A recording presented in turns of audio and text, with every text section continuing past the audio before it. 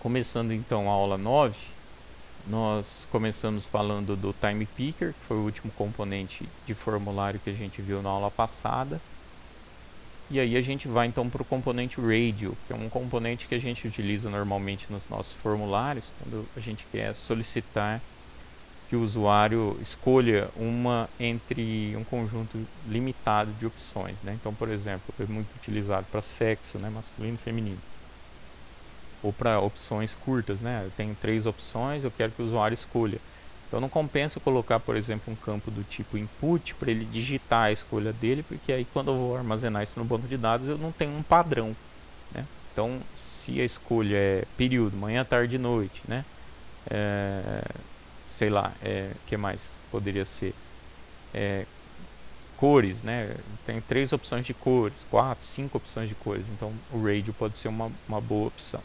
Bom, então o radio ele pode se comportar dessa forma, né, com a bolinha vazia ou com a bolinha preenchida. Aqui esse seria o width gap, que ele mostra a bolinha com uma bordinha branca, e tem o normal também, que é a bolinha totalmente preenchida. A gente vai fazer isso na prática já, na parte prática da aula 9, ok?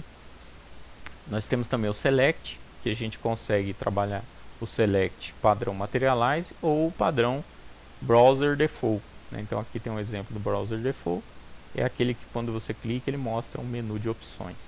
E tem o select também do materialize, que permite inclusive adicionar figuras. A gente vai fazer isso já na prática. Um outro recurso interessante é o switch, que se comporta como se fosse um botãozinho liga desliga, né? Que você pode utilizar ao invés do checkbox, utilizar ele. Sim, não, on, off, ativar, desativar, né? Então o botão switch pode ser legal aí, pode ilustrar bem o seu site, o seu sistema. Aqui nós temos um exemplo com vários campos de formulário, né? Onde nós temos o uso do placeholder, que é aquele texto que aparece no fundo do campo de texto quando você clica e começa a digitar, ele some. E aí você pode também utilizar o label, que ele vai fazer o que? Ele vai mostrar como se fosse um placeholder, mas quando eu clicar, ele vai subir aqui, igual está aqui no first name, ele vai subir, vai continuar sendo exibido, não vai sumir igual o placeholder por padrão faz, tá bom?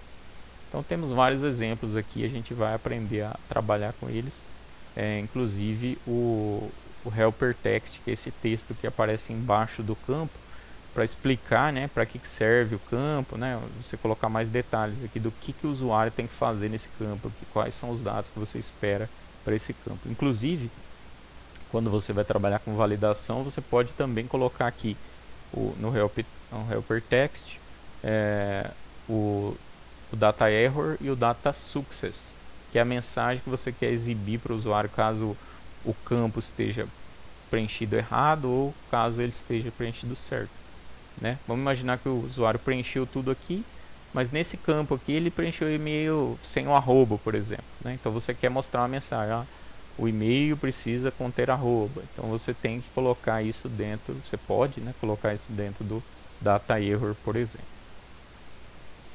Então a gente vai fazer na prática já isso daí, tudo aí, tá bom? Espero vocês e até lá.